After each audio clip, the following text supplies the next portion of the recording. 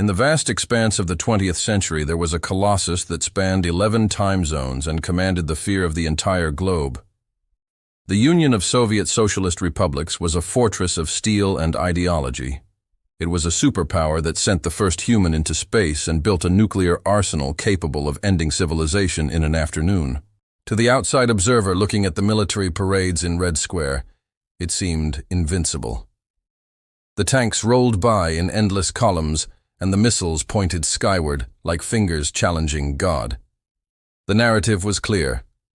Communism was the future, and the decadent West was destined for the ash heap of history.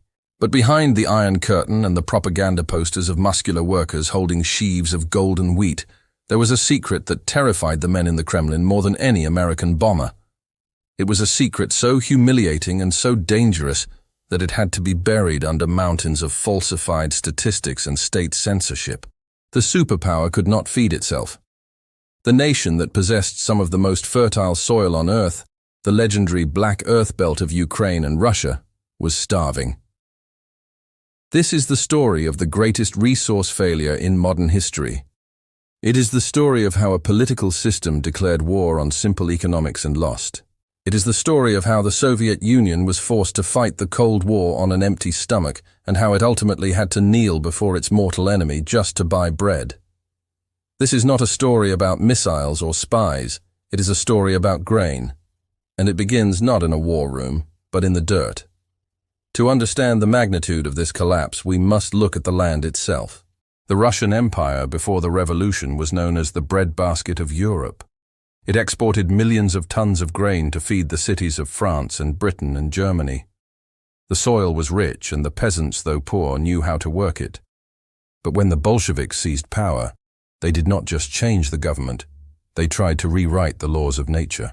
They believed that agriculture could be run like a factory. Stalin's collectivization in the 1930s was the first blow. The state seized the land from the farmers and forced them onto massive state-run farms. The most productive farmers were labeled as class enemies and liquidated. The knowledge of generations was wiped out in a decade. The result was a famine that killed millions, but the Soviet leadership viewed this as a necessary cost of progress. They believed that with enough tractors and enough orders from Moscow, the land would yield. By the time the 1970s arrived, the Soviet Union was supposed to be a mature industrial paradise. The chaos of the early years was over. The country was stable. Oil prices were high, and the Soviet treasury was flush with cash. But down on the collective farms, the system was rotting from the inside out. The farmers had no incentive to work hard. The land did not belong to them. The harvest did not belong to them. If they worked 12 hours a day or 2 hours a day, their pay was roughly the same. So they did the bare minimum. They watched as machinery broke down and left it to rust in the rain because there were no spare parts and nobody cared enough to fix it. They watched as fertilizer was dumped in the wrong places, or not used at all, because the central planners in Moscow had sent the wrong shipment to the wrong region. The disconnect between the bureaucrats in the city and the reality in the fields was absolute. Moscow would issue decrees demanding a record harvest.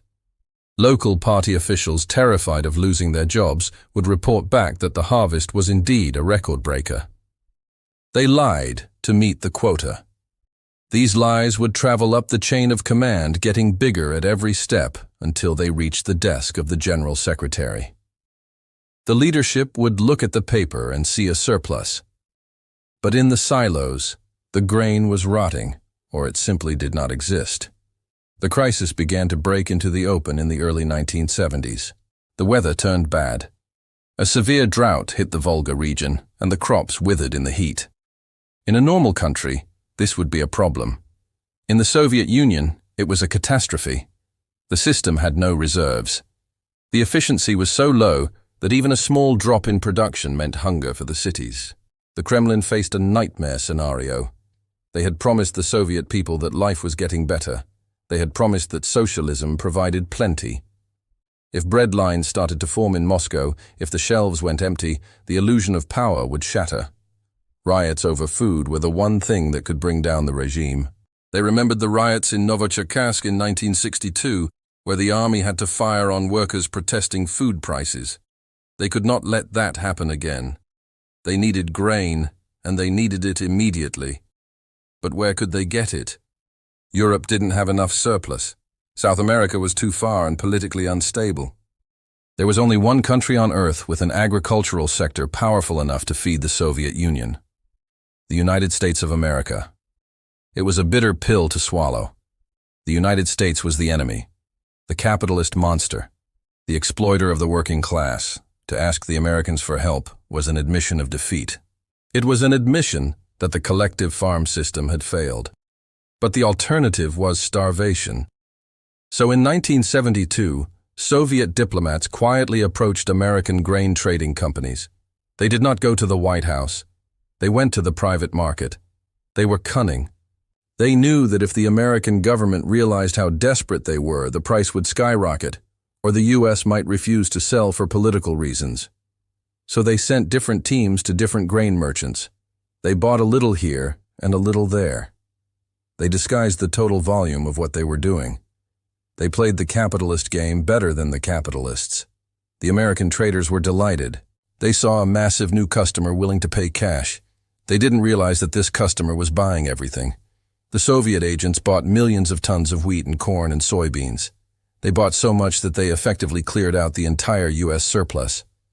When the news finally broke, it sent shockwaves through the global economy. It was called the Great Grain Robbery.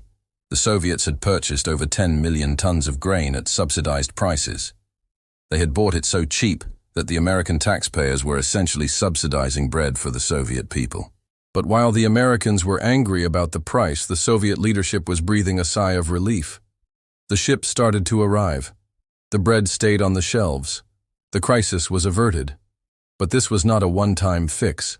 It was the beginning of an addiction. The Soviet system did not get better after 1972. It got worse. The structural problems on the farms were never addressed, because to address them would mean admitting that communism didn't work. You couldn't give the land back to the farmers because that would be capitalism. You couldn't let prices float because that would be capitalism. So they kept the broken system, and they kept the lies. And every year the gap between what the Soviet Union produced and what it needed to eat got wider. The weather wasn't always to blame. It was the waste. It is estimated that nearly 30% of the Soviet harvest was lost every year before it even reached the consumer. It fell off trucks with holes in the floor. It rotted in storage facilities with leaky roofs. It was eaten by rats and insects because nobody bothered to fumigate. Potatoes were harvested and left in piles in the rain until they turned to mush. Tractors crushed grain in the fields because drivers were drunk or careless. It was a spectacle of colossal inefficiency. And so the ships kept coming. The Great Grain Robbery turned into a permanent trade route. The Soviet Union became the world's largest importer of grain. Think about the irony of that. The largest country in the world. A country with more arable land than any other nation. A country that claimed to champion the worker and the farmer. This country could not feed itself. It became dependent on the farmers of Iowa and Kansas and Nebraska. The survival of the communist state depended on the productivity of the capitalist farmer. But grain costs money. The Americans were not giving it away for free. And the Soviets could not pay in rubles. The ruble was a soft currency. It was worthless outside the Soviet Union. You couldn't use it to buy anything on the international market. The Americans wanted hard currency. They wanted dollars. The Soviet Union had a limited supply of dollars. They earned some from selling oil and gas, but in the 1970s their spending was out of control. They were funding revolutions in Africa and Asia. They were building thousands of nuclear warheads. They were propping up the economies of Cuba and Eastern Europe. And now they had to spend billions just to buy bread. So they turned to their piggy bank. The Soviet Union sat on one of the largest reserves of gold in the world. Gold mined from the frozen earth of Siberia, often by the forced labor of prisoners in the Gulag. This gold was the strategic reserve of the empire. It was meant to be used for ultimate emergencies, for war, for the survival of the state. And now it was being used to buy wheat. The planes would take off from Moscow loaded with crates of gold bullion. They would fly to Zurich or London. The gold would be sold to Western banks. The dollars would be credited to Soviet accounts, and those dollars would be wired to Minneapolis and Chicago to pay for the grain. It was a cycle of desperation. The Soviet state was literally eating its own wealth. They were digging gold out of the ground, selling it, and turning it into bread that would be consumed and gone tomorrow. There was no investment. There was no building for the future. It was just survival. In the mid-1970s, this system seemed sustainable because the price of oil was high. The Soviet Union was the world's largest oil producer. When the OPEC embargo hit and oil prices quadrupled, the Kremlin was awash in petrodollars. They felt rich. They felt they could afford to be inefficient. Why bother fixing the farms when you can just pump more oil, sell it, and buy the food you need? It was the resource curse in its purest form. The oil wealth masked the rot in the agricultural sector. It allowed the Soviet leaders to ignore the warning signs. They became complacent. They thought the high oil prices would last forever. They thought the gold would last forever. They were wrong. The trap was set. The Soviet Union had hooked itself up to a life support machine powered by oil money and American grain. As long as the oil flowed and the price was high, the patient would stay alive. But if the price of oil ever crashed, the money would run out. And if the money ran out, the grain would stop coming. And if the grain stopped coming, the empire would starve. By the late 1970s, the dependency was absolute. The Soviet Union was importing nearly 40 million tons of grain a year. 1 out of every 3 loaves of bread eaten in the Soviet Union was made from foreign wheat. The superpower was hollow. It was a giant with feet of clay and a stomach that demanded to be filled by its enemy.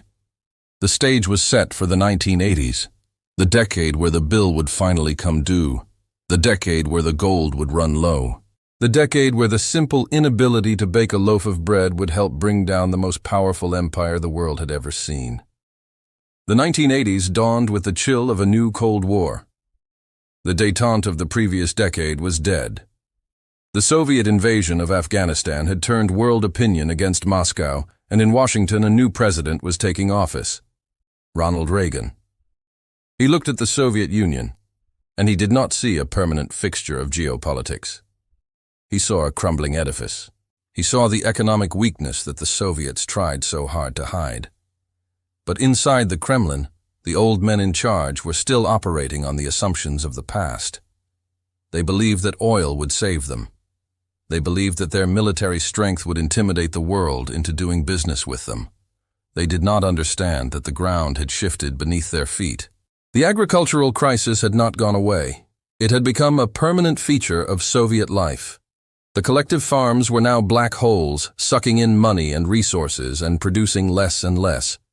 The state was pouring billions of rubles into agriculture, subsidizing everything from fertilizer to fuel.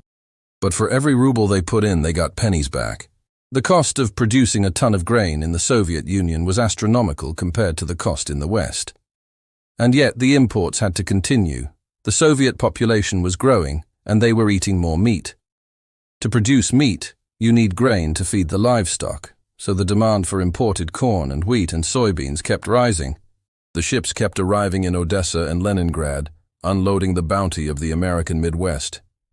But the financial equation was starting to change. In the early 80s, the price of gold began to fluctuate wildly. The Soviet Union was selling hundreds of tons of gold a year just to keep the grain flowing. They were depleting their strategic reserves at a terrifying rate. The vaults in Moscow were emptying out, but the silos were still not full. Then came the sanctions. President Carter had imposed a grain embargo after the invasion of Afghanistan. It was meant to punish the Soviets to starve them into submission. But grain is a fungible commodity. If the Americans wouldn't sell, the Soviets simply went elsewhere. They bought from Argentina, they bought from Canada, they bought from Australia. They paid a premium, but they got the food. The embargo failed to stop the imports, but it did something else. It exposed the vulnerability of the Soviet Union to the world. It showed everyone that the superpower was living hand to mouth. When Reagan came to power, he took a different approach. He didn't just want to restrict trade, he wanted to bankrupt the enemy. His administration understood that the Soviet economy was a one-trick pony. It relied almost entirely on energy exports to earn the hard currency needed to buy food and technology. If the price of oil could be driven down, the Soviet Union would lose its lifeline. And that is exactly what happened. In the mid-1980s, the price of oil collapsed. It wasn't a slow decline, it was a crash. Saudi Arabia flooded the market and the price per barrel dropped by more than half. For the Western economies, this was a boom. Cheap energy meant growth. For the Soviet Union, it was a death sentence. Overnight, their income was slashed in half. The billions of dollars they relied on to pay for grain vanished. The Kremlin was in panic mode. They had bills to pay. They had shipments of wheat arriving that needed to be paid for in cash. But the cash was gone. They tried to borrow. They went to Western banks and asked for loans. But the banks looked at the falling oil price and looked at the Soviet balance sheet, and they got nervous. The credit lines started to dry up. The Soviet Union was facing a liquidity crisis of epic proportions. This is where the story turns truly tragic for the Soviet leadership. They were trapped. They couldn't stop importing food because the people would starve and riot. But they couldn't pay for it because the oil revenue was gone.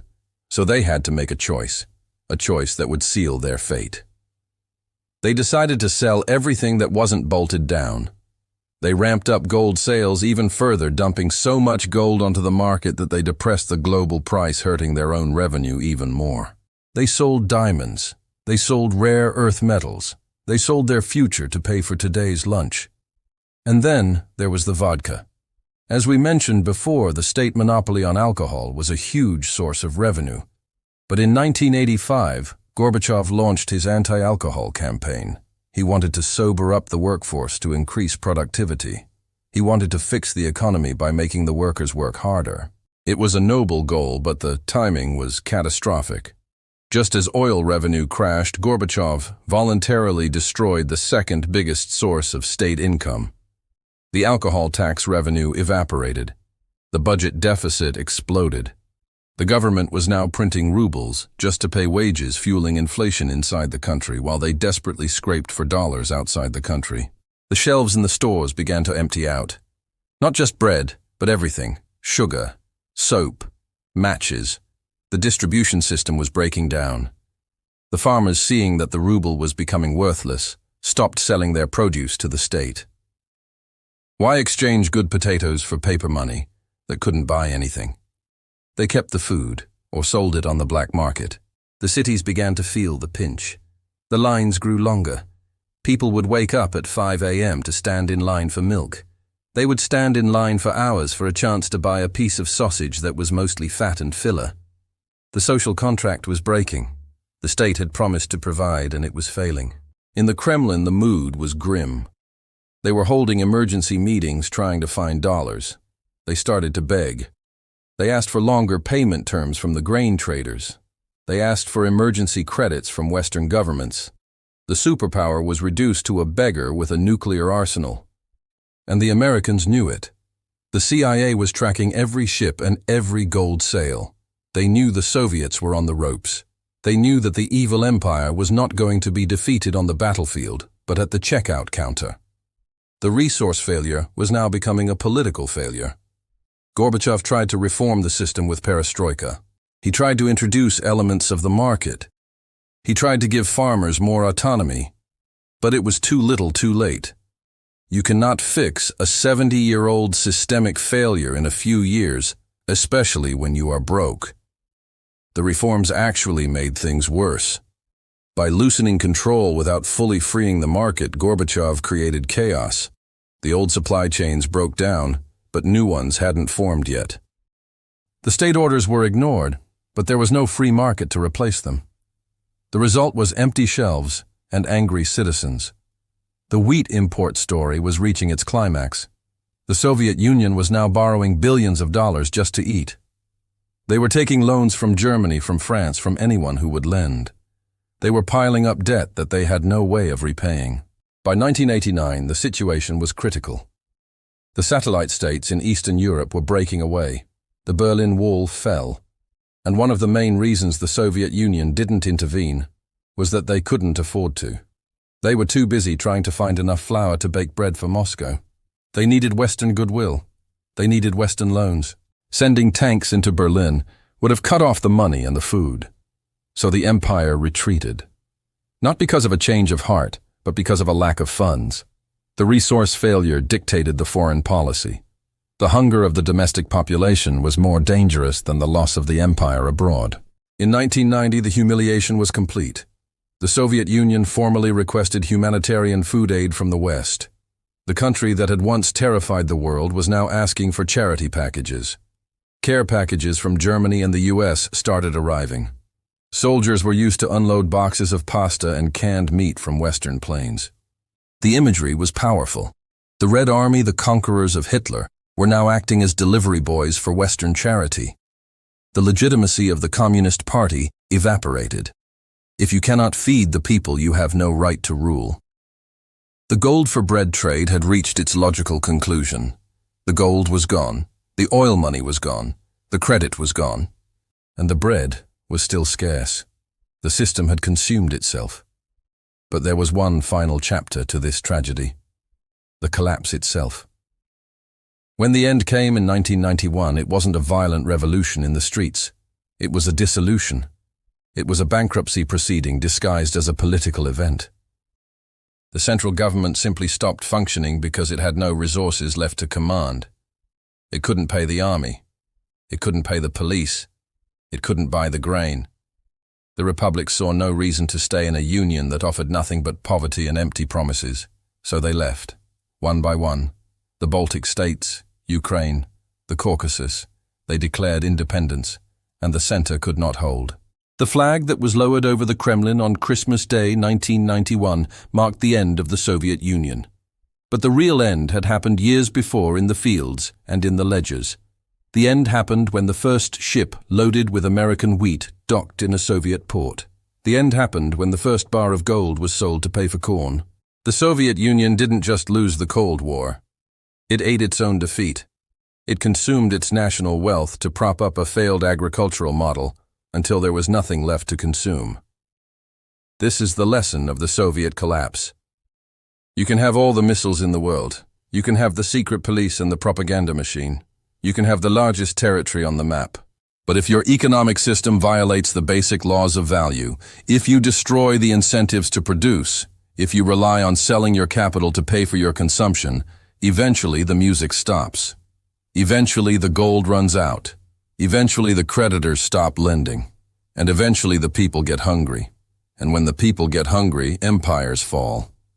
The story of the Soviet grain imports is a warning. It is a warning to any nation that believes it can ignore the laws of economics. It is a warning that resource wealth is not the same as productive wealth. And it is a warning that debt incurred to pay for consumption is the road to ruin. The Soviet Union is gone. But the patterns of its collapse remain. We see them in other nations today. We see countries relying on a single export. We see countries printing money to cover deficits. We see countries ignoring the rot in their domestic industries. The collapse log is not just a history book, it is a mirror. And if we look closely at the story of the Soviet wheat, we might see reflections of our own world.